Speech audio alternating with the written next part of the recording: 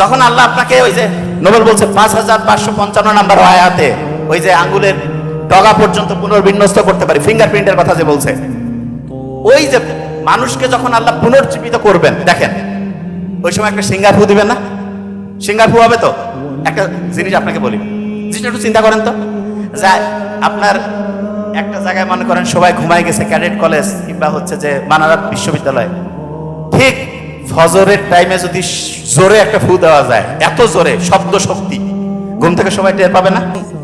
যে ফেরেশতা এইরকম ফু মারবে, যে প্রচন্ড শব্দ তৈরি হবে, এই শব্দের শক্তিতে দেখা যাবে আল্লাহ সবগুলো যে রূহ ছিল তারা যেই অবস্থায় থাক সেই অবস্থা থেকে জাগ্রত হয়ে কিন্তু ঠিক বিচারের রাস্তার একদম প্রত্যেকেই দৌড়াইতে থাকবে, ছুটতে থাকবে। তো অনেকের মাথায় প্রশ্ন হইতে পারে, শব্দের কি এত শক্তি আছে? দেখেন, যে জায়গা থেকে আসছিলাম একটু বলি, আল্লাহ যত জাতিকে ধ্বংস করছে, সবচেয়ে বেশি ধ্বংস করছে ভয়ঙ্কর যেই শক্তিটা দিয়ে, সেটা শব্দ শক্তি। অনেকের মাথায় প্রশ্ন আছে, শব্দ দিয়ে আবার কি ধ্বংস হয়? বলি, চ্যানেলটি সাবস্ক্রাইব করে আমাদের সঙ্গেই থাকুন।